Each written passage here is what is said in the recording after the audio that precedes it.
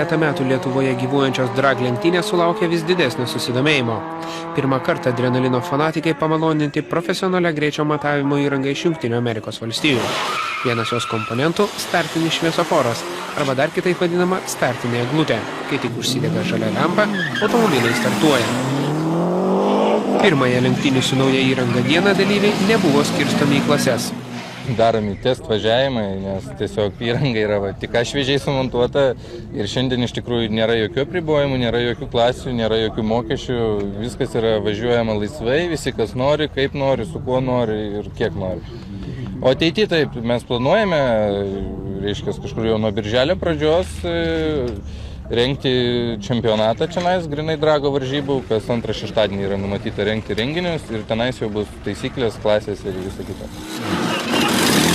Pirmą kartą išbandant naują įrangą netikėtumų išvengta. Starto bei finišo davikliai fiksuoja lenktynininkų automobilius, o švieslentėje matyti jų rezultatai bei nugalėtojas. Dragų 8 mylios lenktynių trasa šiuo metu, pasak organizatorių, atitinka visus saugumo reikalavimus. Tiesa, kai kurie dragų entuziastai tikina, kad tikros dragų lenktynės turėtų vykti nelegaliai nuošalioje miesto gatvėje.